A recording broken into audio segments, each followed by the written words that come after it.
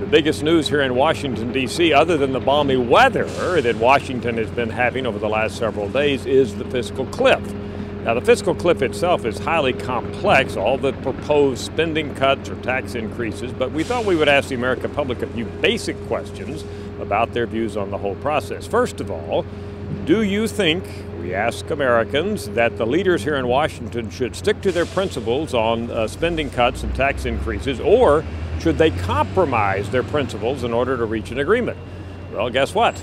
The average American says compromise. You see the numbers there in front of you. 62% say leaders should compromise. Only a quarter of Americans said that the leaders here should stick to the principles. Now, there are some differences by party on this. Democrats are most likely to say compromise, but even among Republicans, who in some other polling have been more likely to say, hey, representatives should stick to their principles, we have 55% who say compromise. So clearly, there is sentiment abroad across this country on the part of the average American that the leaders here in Washington, D.C. should not be so stubborn, but should give in to some degree in order to compromise and reach an agreement on the fiscal cliff.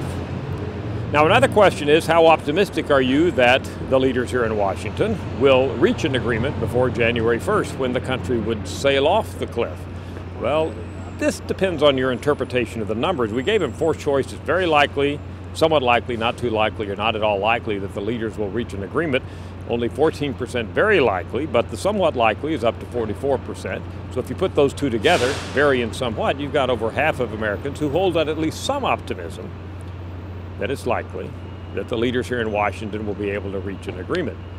Finally, how's everybody doing on the agreement? We ask Americans to approve or disapprove of how President Obama is handling the situation, the Democratic leaders in Congress, and the Republican leaders in Congress. And right now, Obama really getting a lot more credit than the other two groups.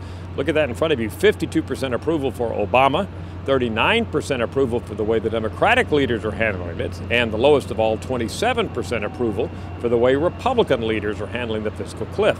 So at the moment, at least, President Obama seems to have the upper hand in terms of how Americans across the country are viewing the handling of the fiscal cliff negotiations right here in Washington. Now, we're going to be updating these questions on at least a weekly basis until something happens at the end of the year, so stay tuned here at Gallup.com, and we'll keep you updated on how Americans are viewing what's happening relating to the fiscal cliff. I'm Dr. Frank Newport, Gallup Editor-in-Chief.